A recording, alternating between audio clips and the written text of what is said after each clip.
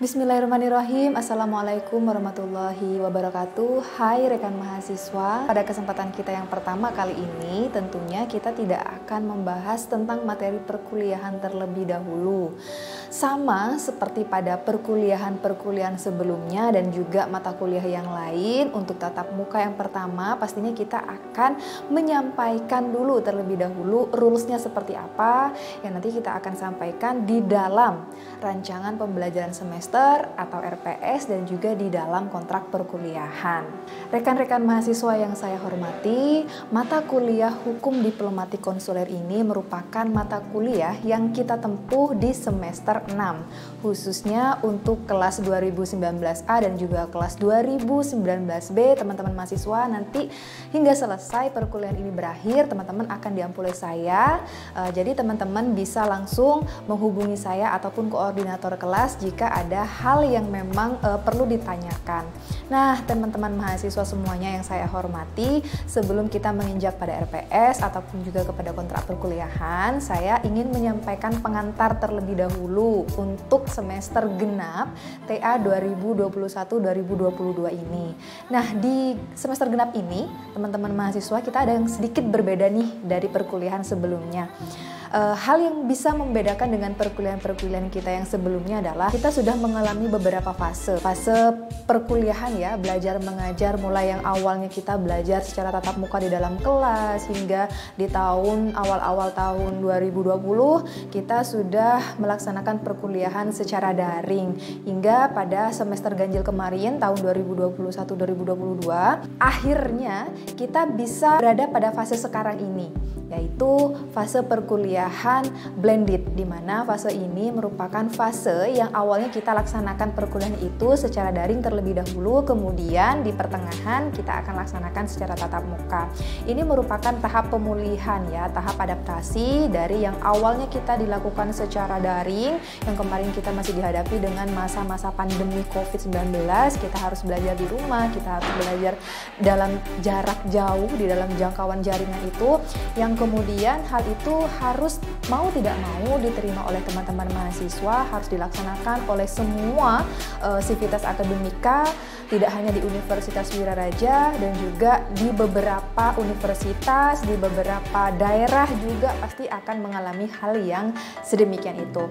Nah, rekan-rekan mahasiswa, dihadapkan kita pada fase saat ini, yaitu fase perkuliahan blended. Dengan sistem blended ini, dengan adanya surat edaran Rektor Universitas Wiraraja tahun 2022 itu, kita akan melaksanakan perkuliahan di TA 2021-2022 genap ini. Kita akan laksanakan secara blended, yang awalnya kita daring terlebih dahulu. Nah, setelah lebaran baru kita akan laksanakan perkuliahan secara tatap muka di kelas.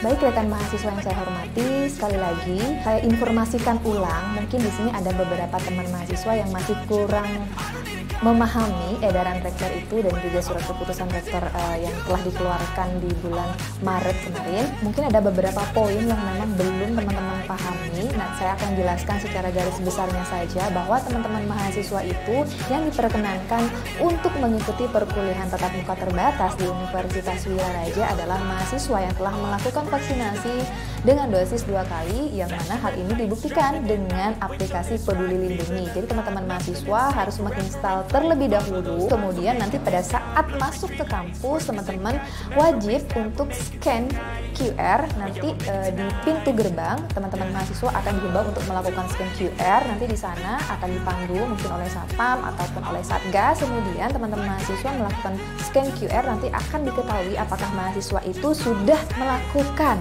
vaksinasi sebanyak 2 kali ataupun mahasiswa itu belum sama sekali melakukan vaksinasi. Jadi saya himbau untuk saat ini masih ada waktu untuk teman-teman yang masih belum menyelesaikan hingga vaksin yang kedua, teman-teman monggo untuk dapat diselesaikan vaksin yang kedua itu. Dan juga buat teman-teman yang sama sekali masih belum melakukan vaksin, saya himbau juga agar segera untuk melakukan vaksin. Kenapa sih Universitas Wiraraja ini menyediakan ataupun memberikan fasilitas scan QR, karena ini adalah untuk kebaikan bersama, tidak hanya mahasiswa tapi untuk seluruh sivitas akademika dan juga masyarakat secara umumnya. Karena pada saat kita selesai melaksanakan perkuliahan di dalam kampus, kemudian nanti ada yang terpapar, merasa kurang enak badan, kemudian nanti teman-teman mahasiswa dapat diketahui bahwa oh ternyata anak ini ataupun mahasiswa ini terakhir berada di kerumunan, yaitu di Universitas Wiraraja. Melalui aplikasi Peduli Lindungi itu kita dapat melihat histori perjalanan kita, di mana titik-titik kita singgah ataupun kita berdiam di situ kita akan diketahui.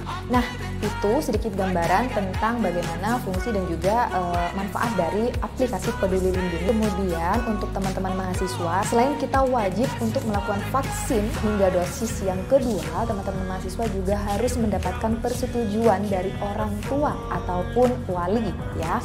Jadi teman-teman mahasiswa di sini harus mengantongi izin dari orang tua ataupun wali, di mana form tersebut dapat diminta di prodi masing-masing. Untuk Fakultas Hukum kita bisa minta form tersebut di program studi hukum. Nah, jadi sebelum melakukan perkuliahan tatap muka terbatas setelah Lebaran di kampus Universitas Wiraraja, mahasiswa harus sudah menyetorkan surat izin untuk mengikuti perkuliahan tatap muka terbatas di Universitas Wiraraja. Nah, itu seputar perkuliahan tatap muka terbatas di Universitas Wiraraja. Selanjutnya saya akan sedikit juga mengulas tentang dosen wali ya, dosen wali mahasiswa atau dosen pembimbing akademik.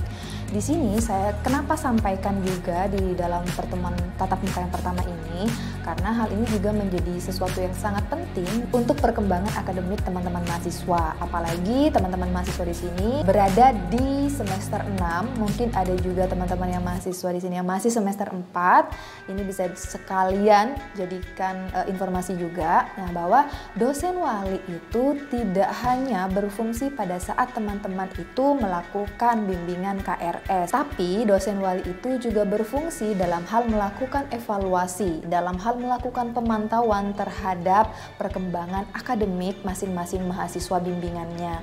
Jadi kalau misalnya ada mahasiswa kesulitan dalam menghadapi perkuliahan ataupun dalam menjalankan perkuliahan dalam satu semester itu, mahasiswa itu boleh untuk konsultasi kepada masing-masing dosen walinya ataupun dosen pembimbing akademiknya. Karena apa? Di sini teman-teman mahasiswa diberikan dosen pembimbing akademik adalah untuk melancarkan kegiatan akademik teman-teman mahasiswa. Kegiatan akademik teman-teman mahasiswa itu seperti apa sih? Contohnya nih, salah satunya adalah mahasiswa akan diprioritaskan untuk lulus tepat waktu. Nah, artinya kalau mahasiswa sudah diprioritaskan untuk bisa lulus tepat waktu, artinya di sini teman-teman mahasiswa harus mendapatkan nilai ya. Nilai di sini adalah IPK yang memenuhi kriteria kelulusan ataupun SKS yang hingga saat ini dijadikan syarat ataupun standar bagi mahasiswa yang ingin lulus tepat waktu. Nah, teman-teman mahasiswa, itu adalah salah satu fungsi dari dosen pembimbing akademik ataupun dosen wali. Selain itu akan melakukan kegiatan ya, kegiatan misalnya non akademik ataupun akademik, teman-teman bisa konsultasikan dengan masing-masing dosen pembimbing akademik itu. Ingin mengikuti lomba, teman-teman akan melakukan cuti di semester depan, itu bisa menjadi acuan buat teman-teman. Misalnya nih, sekarang saya sudah semester 6, lalu untuk semester berikutnya saya rencananya akan mengikuti pertukaran mahasiswa misalnya. Kemudian nanti itu apakah akan berpengaruh terhadap perkembangan akademik saya? Nah, itu nanti dosen wali akan menjelaskan bagaimana strateginya agar mahasiswa itu dapat mengikuti kegiatan itu tanpa mengganggu kegiatan akademik mahasiswa di kampus. Itu ya gunanya. Hal ini juga berkaitan ternyata dengan cara kita ataupun etika kita dalam berkomunikasi. Etika dalam berkomunikasi, baik itu antara mahasiswa dengan dosen, mahasiswa dengan mahasiswa, ataupun dosen dengan dosen, itu perlu diperhatikan. Saya garis bawahi etika mahasiswa ketika berkomunikasi dengan dosen bukan semata-mata takut kepada dosen, hanya ingin menghormati dosen. Tidak, Tidak hanya itu, saya tidak menekankan terhadap dua hal itu, takut dan juga rasa hormat. Enggak, ya, bukan itu. Tapi di sini adalah bagaimana cara kita saling menghargai. Ya, saling menghargai antara person to person. Saling menghargai di sini, toleransi di sini ini sangat penting. Ya, kepada siapapun itu, dosen siapapun itu, teman siapapun itu, saya amat sangat respect terhadap orang yang sangat menghargai antara satu dengan yang lainnya. Saya akan menghargai rekan-rekan mahasiswa ketika rekan-rekan mahasiswa memiliki etika yang baik dalam berkomunikasi dengan saya. Contohnya seperti ini. Rekan-rekan mahasiswa di sini mungkin kebanyakan ya pada saat berkomunikasi dengan dosen itu karena takut. Ya, karena takut ataupun karena rasa hormatnya ataupun dan lain sebagainya. Tapi di sini kita diberikan kebebasan ya. Di sini di dalam kampus dimanapun itu ada mimbar akademik ya. Mimbar akademik ini fungsinya adalah untuk bagaimana kita menyuarakan suara kita agar kita sama-sama saling menemukan jalan keluarnya. Nah, hal ini kita bisa diskusikan, kita bisa discuss bersama, kita bisa membahas bersama. Contohnya, salah satunya teman-teman mahasiswa itu sakit hingga tidak bisa mengikuti perkuliahan hampir 1 semester misalnya. Dan dia itu baru bisa masuk di akhir-akhir perkuliahan, di akhir-akhir tatap muka ya. Nah, kemudian bagaimana mahasiswa itu bisa meyakini saya dengan bukti-bukti yang diberikan, dengan alasan-alasan yang logis yang mampu saya terima dengan akal sehat, bahwa teman-teman mahasiswa itu memang tidak bisa mengikuti perkuliahan itu seutuhnya. Nah, itu akan saya bantu, pasti akan saya bantu. Beda halnya dengan mahasiswa yang memang dengan entengnya, dengan remehnya bilang seperti ini, "Bu, maaf saya lupa bahwa saya itu mengambil mata kuliah hukum diplomatik konsuler. Saya lupa karena bukan saya yang meng-KRS-kan, saya di-KRS-kan teman saya. Sehingga saya tidak tahu saya harus menghubungi siapa. Saya nggak masuk grup, Bu, jadi saya nggak tahu info apapun terkait kelas hukum diplomatik konsuler ini." Wow, teman-teman nggak bisa mencari info dan tidak tahu perkembangan dirinya sendiri. Itu amat sangat disayangkan dan sangat merugi orang-orang yang seperti itu. Mereka tidak tahu bagaimana dia itu akan melangkah ke depannya. Dia seolah-olah bisa mendengar, bisa ngomong, bisa merasakan, tapi dia menutup diri mereka sendiri. Mereka menutup jalan mereka sendiri. Mereka menutup mata mereka sendiri. Seperti itu. Sekarang teman-teman mahasiswa dengan alasan misalnya, "HP saya rusak, Bu, mohon maaf, saya baru konfirmasi HP saya rusak, saya nggak punya HP, saya ada di kepulauan, tidak ada sinyal." Oke. Saya terima alasan seperti itu. Tapi tolong, hayolah kita sama-sama punya akal, punya pikiran, punya hati, punya nurani, punya budi. Kita gunakan semuanya itu. Gimana caranya ya saya agar bisa mengikuti perkuliahan, agar saya tidak rugi bayar selama 1 semester mahal-mahal. Gimana caranya saya tetap bisa mengikuti perkuliahan? Ngomong, bicara, katakan sama saya. Kesulitannya apa? Saya akan bantu.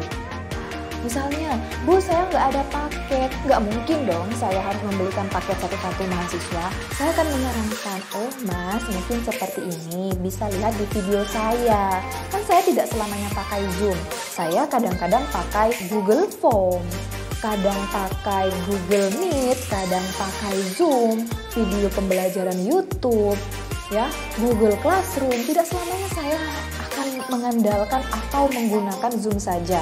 Ya, saya juga memikirkan teman-teman mahasiswa yang memang terkendala terkait sinyal, paket, dan lain sebagainya. Masih banyak cara kita harus berkomunikasi ya. Saya juga memberikan materi tidak hanya pada saat itu selesai dan saya tidak akan memberikan materi. Saya seperti ini, membuat video seperti ini agar bisa dilihat oleh teman-teman berkali-kali, diulang. Ya, kecuali teman-teman yang memang malas untuk mendengarkan, untuk menyimak. Seperti itu. Jadi saya sangat menyayangkan teman-teman mahasiswa itu yang tidak mau berkembang dan juga tidak mau memanfaatkan kesempatan baik seperti ini.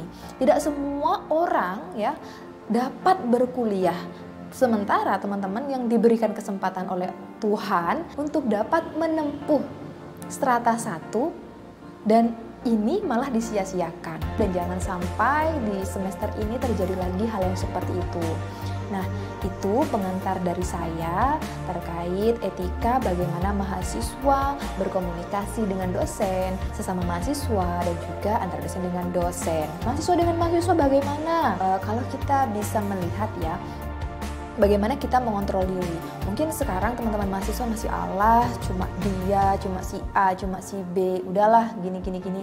Gak seperti itu. Kita sama-sama membutuhkan orang lain. Ayolah jangan sampai seperti itu. Kalau misalnya ada informasi, ya monggo disampaikan. Misalnya ada informasi A, jangan sampaikan B. Kalau misalnya ada informasi C, jangan sampaikan G. Seperti itu loh. Sampaikan apa adanya. Kalau memang tanggal sekian deadline pengumpulan tugas, ya sudah sampaikan tanggal sekian deadline pengumpulan tugas. Jangan sampai terjadi kesalahpahaman antar sama teman, itu juga sangat merugikan. Saran dari saya agar juga dapat menjadi renungan untuk teman-teman dalam mengikuti perkuliahan ke depannya ini. Mungkin di sini teman-teman di semester 6 ada yang mengikuti pertukaran pelajar yang merupakan program dari MBKM Fakultas Hukum Universitas Wiraraja dengan kampus di luar, atau juga teman-teman mahasiswa semester 6 ini sekarang pada saat sekarang ini sudah ada yang mulai mempersiapkan diri untuk mengikuti PKL. Nah, sekarang kita akan menginjak kepada RPS dan juga kontrak perkuliahan. Di awal-awal saya akan menjelaskan secara garis besarnya dulu. Saya akan tampilkan slide-nya dan saya akan jelaskan poin per poinnya. Nah, untuk pengantar atau di awal sekarang ini saya akan menjelaskan mulai dari RPS terlebih dahulu. RPS ini rencana pembelajaran semester merupakan dokumen akademik yang dibuat oleh masing-masing dosen pengampu untuk per mata kuliah agar dijadikan pedoman ataupun bahan fisik bagi mahasiswa dan juga dosen untuk melaksanakan perkuliahan selama satu semester. Jadi teman-teman mahasiswa di dalam RPS tersebut sudah ada beberapa itemnya, mulai dari deskripsinya, capaian pembelajarannya, materi perkuliahan dari tatap muka pertama sampai terakhir, lalu buku referensi yang digunakan. Di situ sudah ada ya, nanti di RPS-nya saya akan jelaskan. Kontrak perkuliahan di sini merupakan dokumen akademik yang juga dibuat oleh masing-masing dosen pengampu mata kuliah di masing-masing mata kuliah yang diampunya, dan kemudian ini sama-sama disepakati dengan mahasiswa, di mana mahasiswa itu menyetujui dengan adanya kontrak perkuliahan tersebut. Pastinya juga berada beberapa klausul-klausul yang harus dipenuhi dan tidak boleh dilanggar, dan apabila ada yang tidak terpenuhi maka konsekuensinya adalah kepada penilaian akhir. Ya, rekan-rekan mahasiswa, di sini di dalam kontrak perkuliahan itu ada beberapa kriteria penilaian. Kriteria penilaian pertama adalah kehadiran, yang kedua adalah etika, yang ketiga adalah kuis ataupun keaktifan dalam forum, yang keempat adalah tugas, yang kelima UTS, dan yang keenam UAS. Ya, kenapa Bu yang Ibu Evi ini di dalam mata kuliah hukum diplomatik konsuler ini ada 6 item ataupun 6 poin kriteria penilaian? Saya memasukkan unsur etika di sini. Saya ingin membentuk karakter teman-teman mahasiswa agar menjadi lebih baik lagi dari sebelumnya. Saya tidak mau muluk-muluk. Setidaknya di dalam mata kuliah yang saya ampu ini mengajarkan bagaimana cara kita beradab, berkomunikasi, terutama 6 item ataupun 6 poin itu pastinya ada persentasenya tersendiri, nanti akan saya tampilkan di dalam slide berikut ini. Pertama, saya akan menjelaskan terlebih dahulu tentang rencana pembelajaran semester atau RPS untuk mata kuliah hukum diplomatik konsuler. Pada mata kuliah ini, selain saya, ada juga Bapak Muhammad Insani Rahman yang merupakan tim teaching dalam mata kuliah hukum diplomatik konsuler. Ada beberapa bagian dalam rencana pembelajaran semester, mulai dari otorisasi, capaian pembelajaran, deskripsi singkat mata kuliah, materi pembelajaran, pustaka ataupun bahan ajar, media pembelajaran, hingga pada materi-materi apa saja yang akan kita pelajari hingga UAS nanti. Pada bagian capaian pembelajaran di sini terbagi menjadi dua. Yang pertama CPL Prodi dan CPL mata kuliah. CPL Prodi ini memang sudah ditentukan oleh program studi hukum Fakultas Hukum Universitas Wiraraja. Bagian selanjutnya di sini ada deskripsi singkat mata kuliah. Untuk bagian ini adalah gambaran secara umum dan juga secara singkat untuk dapat dipahami oleh mahasiswa. Mata kuliah ini mempelajari dalam ruang lingkup apa saja. Secara singkat, mata kuliah ini merupakan bagian dari hukum internasional di bidang hubungan diplomatik dan konsuler yang berisi dasar-dasar serta aspek-aspek hukum dalam hubungan diplomatik dan konsuler. Selain itu, mata kuliah ini juga menyajikan teori-teori di dalam hukum diplomatik dan juga hukum konsuler. Fokus mata kuliah ini adalah membahas definisi, perkembangan, sumber hukumnya, lalu berbagai macam konsep-konsep dalam pemikiran serta isu-isu baru dalam hubungan internasional. Ajar utama yang digunakan dalam penyajian materi mata kuliah hukum diplomatik konsuler ini adalah buku karangan Widodo tahun 2009 yang berjudul Hukum Diplomatik dan Konsuler pada Era Globalisasi. Selain itu, ada juga bahan ajar pendukung, misalnya karangan Abdur Rashid, Arlina, Gautama, Hartono, dan masih banyak lagi. Nah, selanjutnya di sini ada beberapa materi yang akan kita pelajari hingga akhir semester ini. Nah, untuk indikator, kriteria, dan bentuk penilaian, metode pembelajaran terkait estimasi waktunya, dan selain itu juga ada materi pembelajaran. Teman-teman bisa lihat pada berkas RPS yang saya tampilkan di video ini. Tatap muka ke-8 kita akan melaksanakan ujian tengah semester, dilanjutkan tatap muka ke-9, 10 hingga terakhir kita berjumpa pada tatap muka yang ke-15. Kemudian di tatap muka ke-16 kita akan melaksanakan ujian akhir semester. Sekarang kita akan lanjutkan pada kontrak perkuliahan. Pada kontrak perkuliahan tidak jauh berbeda dengan rencana pembelajaran semester. Mulai dari identitas mata kuliah, deskripsi singkat mata kuliah, tujuan instruksional. Nah, untuk lebih jelasnya lagi, saya akan menjelaskan di sini terkait strategi pembelajarannya. Pada perkuliahan ini akan dilaksanakan metode blended, yakni daring dan juga PTM terbatas. Sehingga materi kuliah dan juga bahan ajar ini harus diinformasikan pada awal perkuliahan. Konsep perkuliahan yang digunakan dalam mata kuliah Hukum Diplomatik Konsuler ini adalah PBL, yaitu Problem Based Learning, di mana pusat pembelajaran ada pada mahasiswa, karena ini learning ya, bukan teaching. Jadi mahasiswa lebih aktif daripada dosen yang menjelaskan materi, sehingga di dalam forum ataupun di dalam kelas kita lebih aktif untuk melakukan discuss. Kriteria penilaian di sini ada rentan nilai mulai dari A, B, C hingga E. Untuk kategori lulus adalah paling minim teman-teman harus mendapatkan nilai C agar tidak usah mengulang pada semester berikutnya. Selain itu, di sini ada juga bobot penilaian yang sudah saya sampaikan di awal video. Yang pertama ini terdiri dari etika 25%, kehadiran 10%, tugas 15%, kuis ataupun keaktifan di dalam kelas ataupun forum adalah 20%, UTS 15%, dan UAS 15%. Dari keseluruhan berjumlah 100%, sehingga teman-teman bisa dijadikan acuan di mana nih yang harus ditinggikan ataupun bagian mana yang harus teman-teman perhatikan agar bisa mendapatkan nilai yang maksimal dari mata kuliah ini. Bagian rancangan perkuliahan ini tidak jauh berbeda juga dengan apa yang sudah ada di dalam RPS. Selanjutnya pada bagian tata tertib mahasiswa dan dosen, yang pertama, mahasiswa wajib mematuhi prokes selama mengikuti PTM terbatas. Mahasiswa diwajibkan untuk berpakaian sopan, rapi selama mengikuti perkuliahan di dalam kelas. Tidak diperkenankan menggunakan sandal, dan bagi mahasiswa yang hanya diperkenankan untuk menggunakan sandal adalah pengecualian, kecuali dia memang tidak bisa menggunakan sepatu pada saat mengikuti perkuliahan di dalam kelas karena kecelakaan atau yang lainnya. Maksimal keterlambatan adalah 15 menit. Apabila ada mahasiswa yang terlambat, maka dia harus konfirmasi kepada koordinator kelas masing-masing apakah dia sakit, berhalangan, atau yang lainnya. Itu dia penjelasan kontrak perkuliahan pada mata kuliah Hukum Diplomatik Konsuler. Jika ada yang ingin ditanyakan atau ada yang belum dimengerti, silahkan untuk chat saya dan tanyakan kepada saya, atau kita bisa discuss di grup kelas. Nah, itu dia gambaran dari RPS dan juga kontrak perkuliahan. Saya harap rekan-rekan mahasiswa memahami dan juga dapat dilaksanakan hingga akhir perkuliahan ini selesai. Jika ada yang ingin ditanyakan, monggo dipersilahkan komentar di kolom komentar ataupun langsung WA pribadi saya.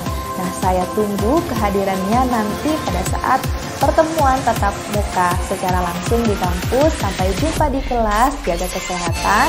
Dan saya akhiri, saya mohon maaf apabila ada perkataan saya yang kurang berkenan. Assalamualaikum warahmatullahi wabarakatuh.